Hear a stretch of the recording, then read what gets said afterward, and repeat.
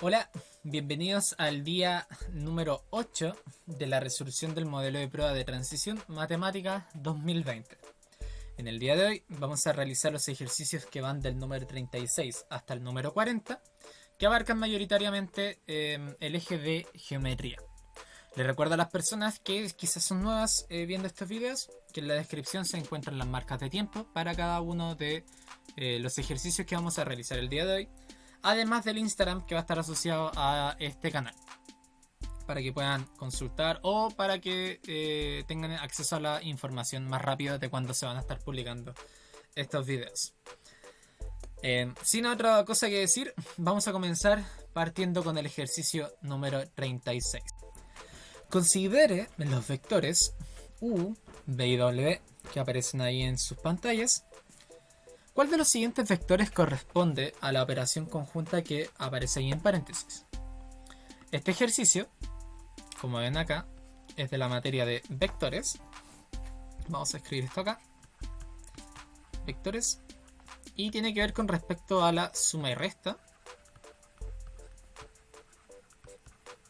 Y además al producto por escalar. Producto por escalar. ¿Ya? Que en realidad es multiplicar un número real a un vector y ver qué sucede con eso. Entonces, vamos a tener lo siguiente. Tenemos 2u, vamos a tener v y vamos a tener 3 veces w. En este caso, vamos a tener 2 veces multiplicando el vector 2, menos 1. Y esto va a ser lo mismo que 2 por 2, 2 por menos 1. Y eso va a ser igual a 4, menos 2. Entonces 2u corresponde a ese vector que aparece ahí. B nos queda exactamente igual como aparece en el enunciado, que es menos 8,5. Y 3 veces w nos queda 3 por menos 5, menos 3. Esto es lo mismo que decir 3 por menos 5, 3 por menos 3. Y esto es igual a menos 15, menos 9. Ya, entonces ahí tenemos los 3 vectores para realizar nuestra suma y resta que aparece en el enunciado. Entonces, haciendo el resumen, 2u menos v más 3 veces w va a ser igual a 4, menos 2 menos 8,5 más el vector que aparece ahí, que es 3 veces w, que sería más menos 15, menos 9. Entonces, esto va a ser igual a, realizamos la operación conjunta de todos estos vectores, que va a ser 4 menos 8, menos 15, menos 2, menos 5, menos 9. Ya, ahora, cuando uno está hablando de suma o resta de vectores, recordar que es cada una de sus correspondientes coordenadas. Las coordenadas x y también las coordenadas y. Depende si es que se están sumando o en este caso se están restando sus números. Entonces finalmente vamos a obtener que acá nos cambia el signo, ya que tenemos menos, y vamos a tener 4 más 8, 12 menos 15 nos queda menos 3, menos 2, menos 5 nos da menos 7, menos 9 nos da menos 16. Entonces este es nuestro resultado final de nuestro problema. Entonces la alternativa correcta es, en este caso, la alternativa C. ¿Ya? Pero eso, en esta cosa, en este problema, tenemos que recordar la materia de vectores, suma y resta y producto por escalar. Ahora vamos a realizar el ejercicio número 37. La circunferencia de centro de la figura adjunta tiene radio 1. B y C pertenecen a ella. Y en el triángulo CBO, la altura OA mide raíz de 3 medios. La pregunta de este ejercicio es ¿cuál o cuáles de las siguientes afirmaciones esos son verdaderas con respecto a rotaciones de la circunferencia en torno al origen O del sistema de ejes coordenados? En el sentido que aparece ahí en la flecha. O sea, en el sentido horario, ya que va acorde a las manecillas del reloj. Entonces, en este ejercicio problema, podemos definirlo, nos piden qué pasa si es que se gira en 30 grados el punto B acá, en 60 grados el punto B y en 60 grados el punto C. Entonces primero tenemos que definir cómo vamos a encontrar los ángulos y cómo vamos a afirmar cada una de estas preguntas. ¿Ya? Entonces, en este caso nos dicen lo siguiente. Tenemos un ángulo recto acá. Y además vamos a tener que el triángulo CBO en primera instancia es isósceles. ¿Ya? Y aquí tiene dos lados iguales. Ahora, tenemos que determinar cuánto va a valer este lado, ya que así podemos también determinar las coordenadas de B y las coordenadas de C. ¿Ya? Ahora, B sí o sí va a ser raíz de 3 medios, ya que eso vale la altura y también corresponde a la coordenada del eje X de B, coma, algún valor de Y que todavía no conocemos. C va a ser igual a raíz de 3 medios, coma, otro valor que no conocemos. ¿Ya? Ahora, vamos a hacer un pequeño zoom acá. Como sabemos que el triángulo es isósceles, vamos a borrar esto y vamos a dejar espacio para poder explicar de mejor manera.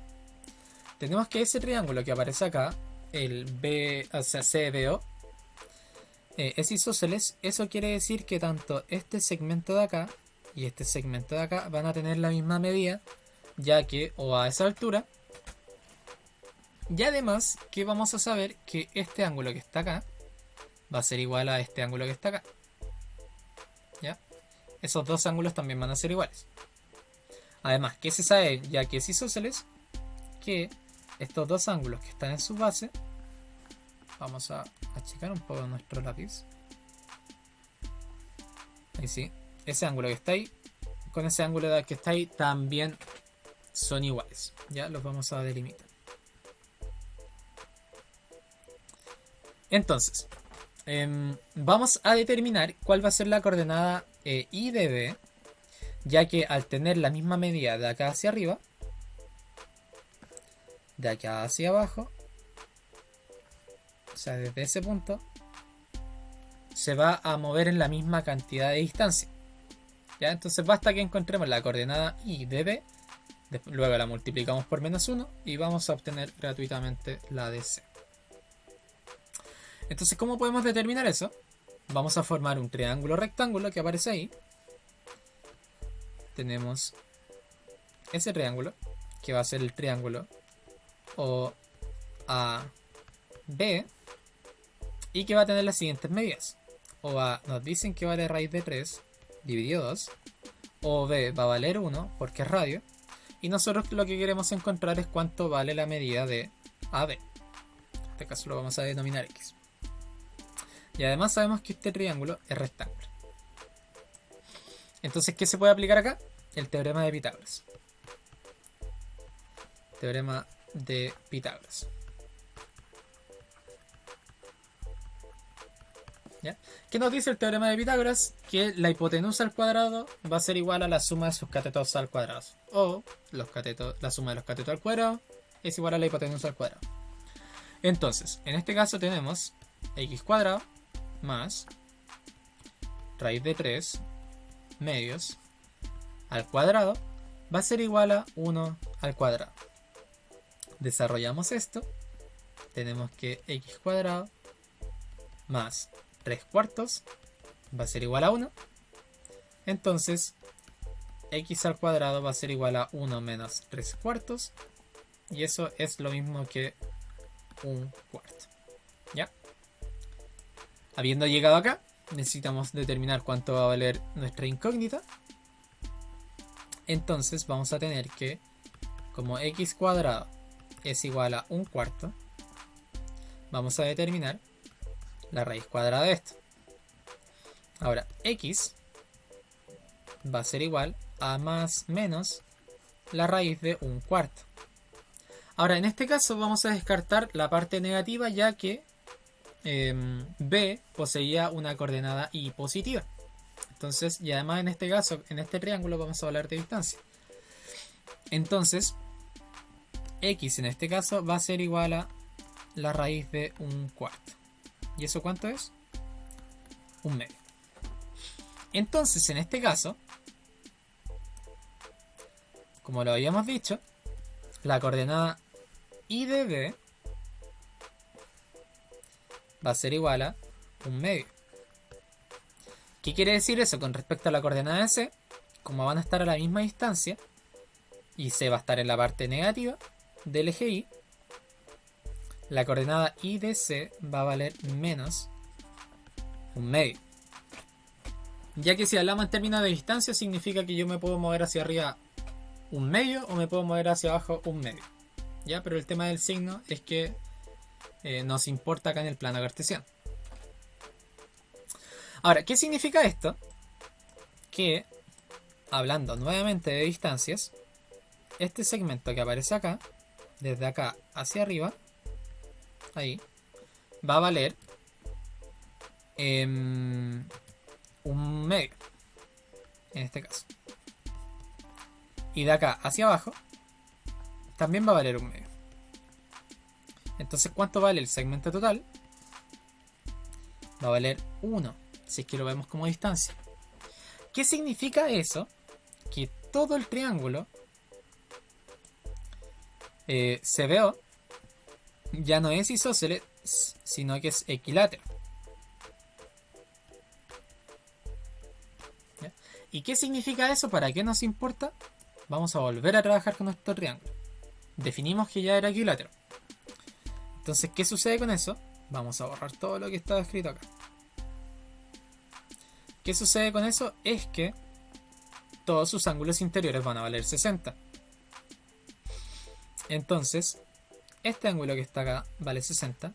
Este ángulo que está acá vale 60. Y estos dos pequeños que quedan acá, tanto acá como acá, van a valer 30 cada uno, ya que ya habíamos dicho que la altura iba a dividir en 2 ese ángulo que se forma. Entonces este va a valer 30 y este va a valer 30. Entonces, habiendo dicho absolutamente todo eso, la primera afirmación nos dice: si se gira en 30 grados, entonces el punto B queda en 1,0. Entonces, en este caso, ¿qué significaría? Que nosotros giráramos todo esto en 30 grados, que tomáramos este punto de acá y lo lleváramos hasta ahí, hasta ese punto que aparece acá. ¿Y cuál es ese punto? Ya que tenemos radio 1, es el 1,0. Entonces la primera afirmación que aparece acá abajo es correcta. Ya, le vamos a marcar un ticket. Luego, si se gira en 60 grados, entonces el punto B va a quedar en las coordenadas que aparece ahí. Ahora, vamos a mover de nuevo a B. Vamos a borrar lo que habíamos dicho acá de la afirmación 1. Entonces vamos a tener a B y lo vamos a querer girar en 60 grados, ya que ese ángulo total son 60 grados. Entonces, ¿en dónde finaliza? En el punto C. Ahora, ¿qué sucede con C? C tiene coordenadas raíz de 3 dividido 2, menos 1 dividido 2. Entonces, esta afirmación también sería correcta. Ya que sí termina en esas coordenadas que están ahí. Ahora, si se giran 60 grados, entonces el punto C queda en 0,-1. Ahora vamos a analizar C.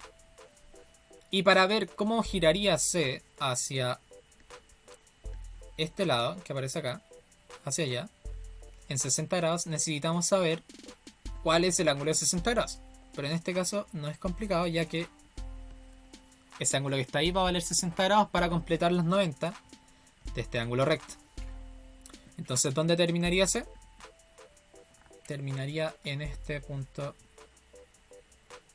que aparece acá. ¿Y cuáles son las coordenadas de ese punto? Es de coordenadas 0, menos 1. Entonces, la afirmación número 3 también es correcta. Le vamos a marcar otro tiquito acá. Entonces, la alternativa correcta de este problema es la alternativa E. Ahora, una cosa importante de este problema en sí es que, si se dan cuenta, hay que mezclar muchísimas cosas. Hay que pasar desde triángulos isósceles a equiláteros, anterior a eso, saber el tema de coordenadas en el plano cartesiano. Para saber eso, luego uno aplica el teorema de Pitágoras y es muchísima información que hay que tratar de condensar en un puro problema. Así que hay que ser súper metódico en cómo nosotros obtenemos la información para poder resolver de buena manera un problema de la nueva prueba de ingreso.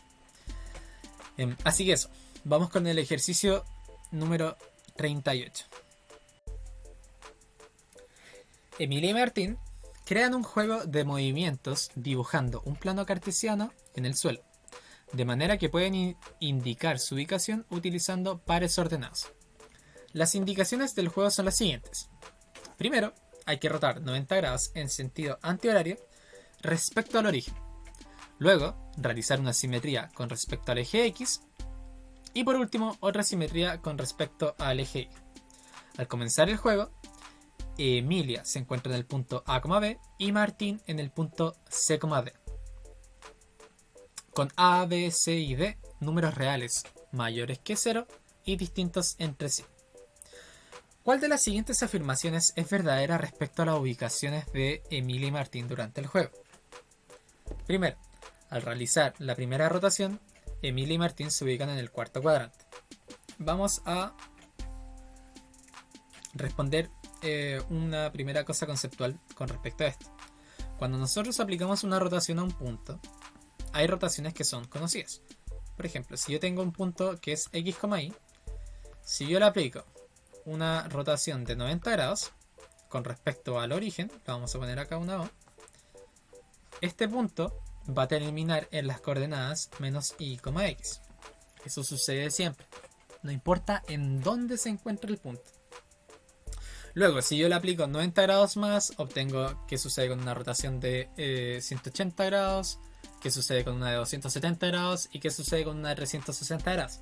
Si ustedes quieren comprobar cuáles serían cada una de ellas, lo pueden hacer aplicando una rotación de 90 grados, ¿ya? En la basal. Y luego, ¿qué sucede con un punto si es que uno aplica una simetría con respecto al eje X? Que lo vamos a anotar como S sub X. Es que mantiene la coordenada X, su valor numérico, pero a la coordenada Y le cambia el signo, ¿ya? Para cualquier punto. Y ahora si hacemos lo mismo con la simetría con respecto al eje Y, en este caso obtenemos que nuestra coordenada Y se mantiene, pero nuestra coordenada X va a cambiar de signo, ¿ya? Esas son también las simetrías basales, ¿ya? Entonces, teniendo eso en claro, vamos a ver qué sucede con Emilia y Martín en nuestro juego. Entonces, en este caso, vamos a hacer un poco de zoom para tener las alternativas acá arriba. Ahora, vamos a dibujar nuestro plano cartesiano. Y vamos a dibujar los puntos en los que se podrían llegar a encontrar Emilia y Martín. Que vamos a poner acá Emilia y por acá Martín. ¿Por qué en el primer cuadrante? Porque todas sus coordenadas son positivas, ¿ya? Tanto A, B, C y D. Ahora, si hacemos una rotación, la rotación siempre va a ser antihoraria, en este caso, ya que nos dicen. Y si yo aplico una rotación de 90 grados hacia acá, es imposible que nosotros terminemos en este cuadrante, a menos que hayamos hecho una rotación en 90 grados pero en sentido horario. Entonces nuestra primera alternativa estaría incorrecta. Emilia y Martín, en la alternativa B, dice que finalizan el juego en los puntos A, menos B. Entonces para esto vamos a realizar todo el juego de Emilia y Martín. Entonces vamos a tener las coordenadas A, B y C, D. En este caso vamos a aplicar la rotación. Primero vamos a ponerle en 90 grados para no perdernos. Y esto va a implicar que Emilia en el primer caso va a terminar en menos D, A y Martín va a terminar en menos D, C. Luego le vamos a aplicar la simetría con respecto al eje X. O sea, vamos a mantener nuestra coordenada en eje X. Va a ser menos D en el caso de Emilia y menos D en el caso de Martín. Pero le vamos a cambiar el signo a nuestra coordenada en el eje Y. Entonces en este caso vamos a tener menos A y vamos a tener menos C. Realizamos una última simetría con respecto al eje Y. Y en este caso vamos a mantener nuestra coordenada Y, menos A y menos C respectivamente. Pero nuestro valor de nuestra coordenada X va a cambiar al signo contrario. Entonces en este caso vamos a terminar en B y vamos a terminar en D respectivamente. Entonces, ¿coinciden? No coinciden en este caso, entonces la alternativa B es incorrecta. Alternativa C. La distancia entre Emilia y Martín al final del juego es la misma que cuando comenzaron. ¿Ya? Ahora, hay dos maneras de poder responder esa pregunta. Una es aplicando que si es que nosotros no aplicamos una traslación a dos puntos que sea distinta, estas sí o sí van a terminar en la misma distancia. O podríamos hacer la verificación. La verificación, ¿cómo la podemos hacer? Es determinando la distancia entre dos puntos. ¿Ya? Entonces en este caso vamos a notar la distancia que existe entre Emilia y Martín va a ser igual a la raíz cuadrada de la diferencia de las coordenadas en el eje X, A menos C al cuadrado, más la diferencia entre las coordenadas en nuestro eje Y, D menos D al cuadrado. Esas son las coordenadas iniciales, esa es la distancia inicial. Ahora, la distancia final la vamos a anotar como la distancia que existe entre el resultado de Emilia al final del juego y el resultado de Martín al final del juego. Y estas van a ser las siguientes. Hacemos exactamente lo mismo, pero ahora con los puntos que nos determinaron al final. Entonces en este caso tenemos que esto va a ser la diferencia entre las coordenadas en nuestro eje X, que es D menos A, o sea, D menos D, lo siento mucho, ahí sí, al cuadrado, más la diferencia que existe entre menos A menos C al cuadrado. ¿Ya? Ahora en este caso tenemos lo siguiente. Tenemos que esto va a ser igual a la raíz cuadrada de B menos D al cuadrado más C menos A al cuadrado, si es que nosotros hacemos el juego de cambio de signos. ¿Ya? En este caso ser positivo, A es negativo, podemos intercambiar sus posiciones. Ya, pero acá encontramos un dilema que necesitamos saber si es que C menos A al cuadrado es igual a menos C al cuadrado. Y en este caso, sí lo es. Podemos hacer lo siguiente. Podemos multiplicar por menos 1 lo que está adentro de este paréntesis. Entonces nos va a quedar A menos C. Y todo eso va a estar al cuadrado. Esto es exactamente lo mismo que aparece en este paréntesis. Ya, si multiplicamos menos 1, nos va a dar menos A. Y acá nos va a dar C positivo. Entonces, ¿qué nos dice esto? Que podemos aplicar propiedades de potencias. Entonces nos va a quedar menos 1 al cuadrado por A menos C. O sea, por A menos C al cuadrado. Ahora, esto es exactamente lo mismo que 1. entonces esto es a menos c al cuadrado. ¿Ya? ¿Para qué nos sirve eso? Para poder reemplazar esto, lo vamos a borrar acá, ya que ya explicamos por qué son iguales. Entonces borramos todo lo que habíamos hecho acá abajo. Entonces, lo que está dentro de esa raíz es exactamente igual a menos c al cuadrado. Entonces ambas distancias, en este caso, tanto la distancia entre los puntos iniciales y la distancia entre los puntos finales, es exactamente la misma. ¿Ya? Estas preguntas, tanto la anterior como esta, son muy conceptuales. ¿Ya? Si es que se saben los conceptos y las propiedades de muy buena manera, van a poder resolver esto de manera más expedita. Pero acá estaba tratando de explicar todo paso a paso. Entonces la alternativa correcta de este problema es la alternativa C. Continuamos con el siguiente, con el número 39. ¿En cuál o cuáles de los siguientes casos se verifica siempre la semejanza planteada? Ahora, para tener en cuenta esto, para analizar el caso 1, 2 y 3, es necesario que nosotros recordemos cuáles son los criterios de semejanza. Entonces, en este caso existen tres criterios. El primer criterio es que tengan todos sus lados proporcionales. El segundo criterio es que posean todos sus ángulos internos iguales. Y el tercer criterio es que nosotros tengamos dos lados proporcionales y que el ángulo que se forma entre esos dos lados sea el mismo en cada uno de esos triángulos. ¿Ya?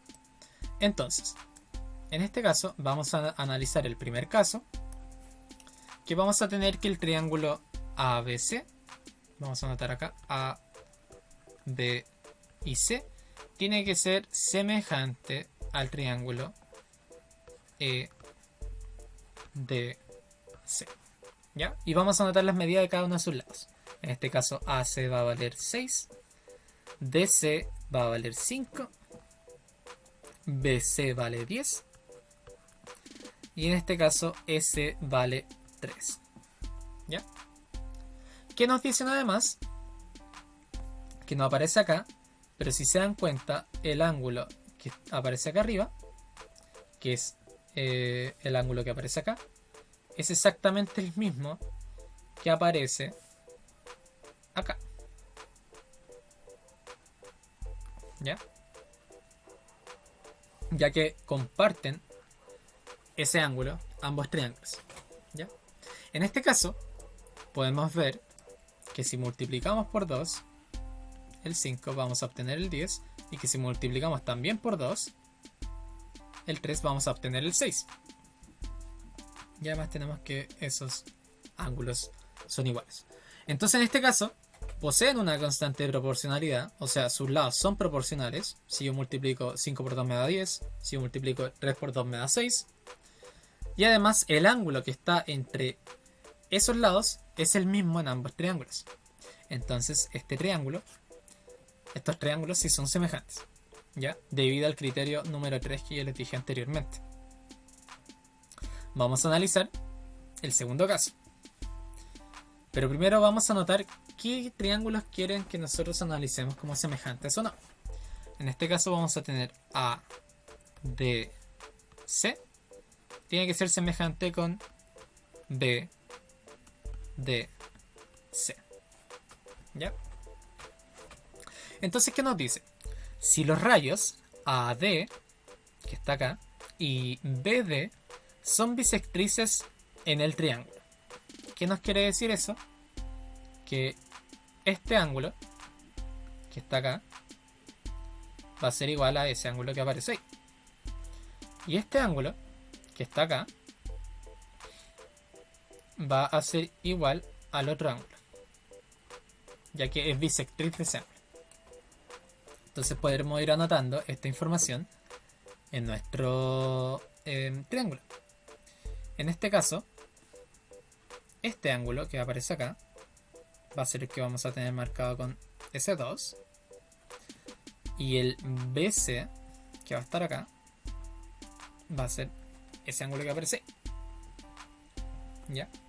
Ahora, ¿qué más nos dicen? No nos dicen absolutamente nada más.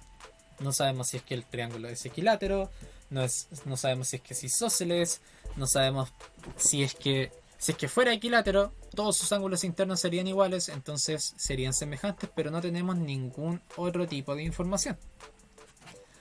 Entonces, en este caso, no podemos asumir, por ejemplo, podemos asumir, sí, que S es igual a S, pero absolutamente nada más. Nos falta muchísima información. Entonces no podemos verificar que siempre se vaya a cumplir esta semejanza en el criterio número 2. ¿Ya? Ahora, en 3, vamos a obtener lo siguiente. Tenemos los triángulos que nosotros queremos que sean semejantes. Siempre yo recomiendo que anoten eso primero. Entonces vamos a tener los triángulos A, B, C. Tiene que ser semejante con el D, B, E. ¿Ya? Ahora, ¿qué nos dicen? AB vale 21. BC, en este caso vendría siendo todo eso, vale 15. Y nos dicen que BD va a valer 7 y BE va a valer 5. ¿Ya? Además, ¿qué información podemos sacar acá? Que el ángulo que se encuentra en el vértice B en el triángulo ABC, o sea, este ángulo, va a ser igual al ángulo que se encuentra en el vértice B del otro más pequeño. Vamos a anotarle. Entonces, en este caso, ¿qué sucede acá? Sucede lo mismo que en el caso número 1, ya que vamos a tener lados proporcionales. Si multiplicamos 7 por 3 obtenemos 21. Si multiplicamos 5 por 15, o sea 5 por 3 nos da 15. Y además comparten el mismo ángulo. El ángulo que conforma esos dos lados es igual. Entonces en este caso tenemos que la afirmación 3 es verdadera. Entonces la alternativa correcta para este problema es la alternativa E. ¿Ya?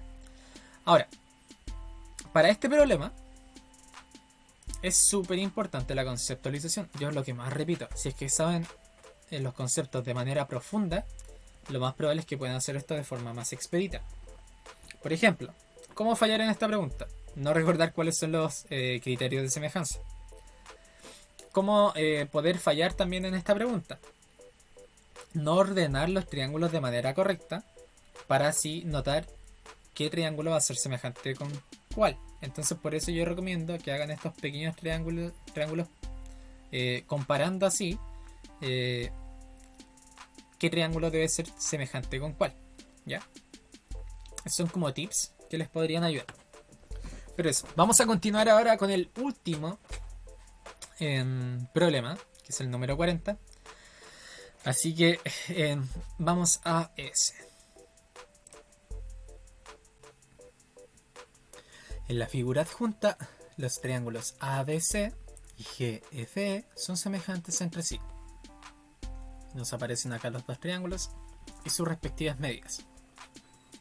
¿Cuál o cuáles de las siguientes igualdades es o son verdaderas? Y nos aparecen una razón entre el perímetro, una razón entre área y una razón entre los ángulos que están de manera interna. Entonces para eso tengo unos triángulos acá que los hice previamente para analizar qué sucede con el perímetro y el área de triángulos. En este caso, estas proposiciones se van a cumplir para cualquier triángulo y para facilitar las cosas vamos a ver qué sucede en uno rectángulo. Entonces, supongamos que tenemos un triángulo rectángulo con lados A, B y C. Y este triángulo que aparece acá es semejante al primero. ¿Con qué razón? Una razón K. ¿Qué significa eso? Que cada lado está multiplicado por algún número, que en este caso va a ser la constante de proporcionalidad. Entonces K por A, K por B y K por C. Entonces en este caso vamos a analizar qué sucede con el perímetro y el área. Entonces el perímetro de este triángulo del inicial va a ser igual a A más B más C, que básicamente es la suma de todos sus lados. Y el área, como es un triángulo rectángulo, va a ser base por altura dividido en 2. En este caso A más B, o sea, A por B, lo siento mucho. A por B dividido en 2. ¿Ya? Y tenemos el triángulo que es semejante. Entonces el perímetro en este caso también va a ser la suma de todos sus lados. Va a ser K por A más K por B más K por C, que es igual a K veces A más B más C.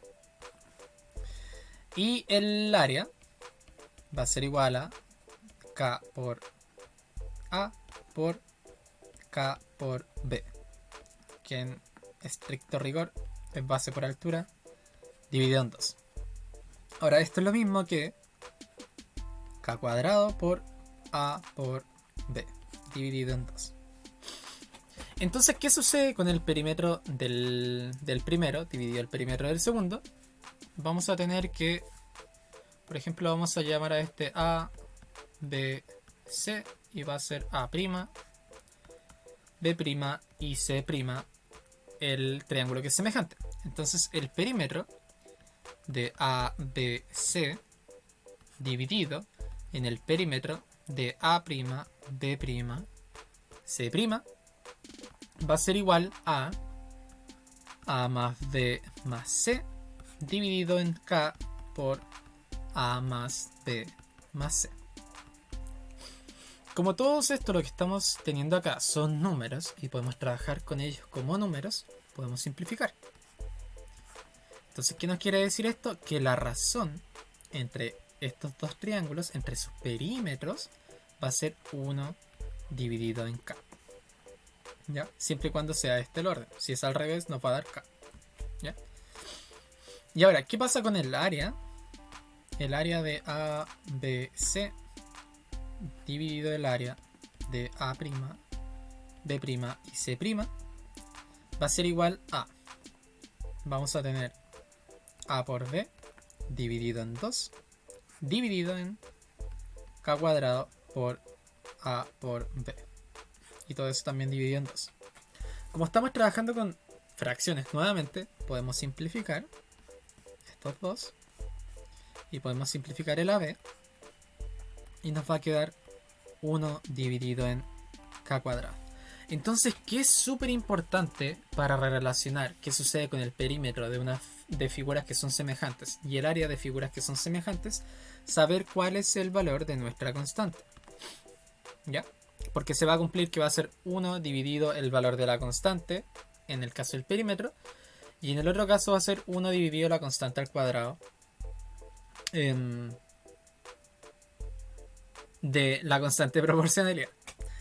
Entonces, teniendo eso en claro, vamos a revisar qué es lo que sucede en este problema. Vamos a borrar todo lo que habíamos hecho acá para analizar la figura. Entonces, en este caso, necesitamos encontrar la constante de proporcionalidad, y eso es lo que vamos a realizar. Ahora, tenemos esto. Tenemos el triángulo ABC. Lo vamos a anotar acá en este triángulo que tenemos aquí para ahorrar realizar otro. ABC. Y vamos a tener el triángulo GFE. Lo pongo así porque esta es la razón en la cual ambos son semejantes. Ya hay que respetar mucho el orden de los lados. Entonces, en este caso tenemos que AB es 5, BC es 6 y AC es 3.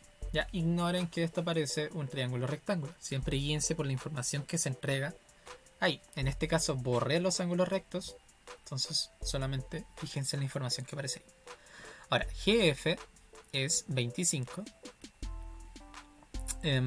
FE es 30 y GE es 15.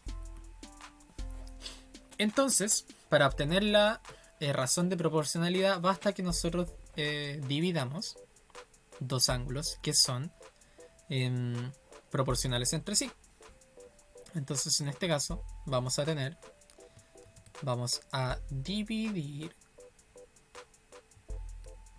este caso, ¿qué sucede con el lado FE dividido en BC? ¿Ya? En este caso, ¿qué nos da esto? Nos da 30 dividido en 6, y esto es exactamente lo mismo que 5. Entonces la constante de proporcionalidad en este caso es 5. Ahora, como habíamos dicho, que el perímetro de la figura inicial dividido el perímetro de la figura final iba a ser igual a 1 dividido la constante de proporcionalidad, acá es lo que nosotros determinamos.